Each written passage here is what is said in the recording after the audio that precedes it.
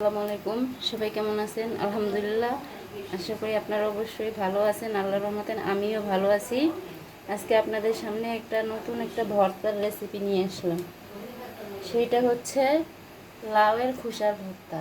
আমি প্রথমে এটাকে সিদ্ধ করে ভ্যালেন করে নিয়েছি। এ পর্যায়ে চুলে একটা কড়াই বসে দিছি। এ পর্যায়ে কিছুটা সরিষার তেল দিয়ে দিচ্ছি, 1 কাপ রসুন কুচি কিছুটা পেঁয়াজ কুচি, তখন না ব্রাউন কালার হচ্ছে সেতক্ষণ ভেজে নিচ্ছি। এই পর্যায়ে দিয়ে দিচ্ছি কিছুটা কালো জিরা, ভর্তাগুলো দিয়ে দিচ্ছি বাটাগুলো,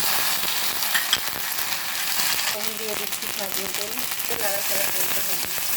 ভালো করে নাড়াচাড়া করবেন, যতক্ষণ না ভর্তা থেকে তেল উঠে আসবে সেতক্ষণ আপনারা ভালোভাবে করবেন। আমি তুলে নিচ্ছি বলে।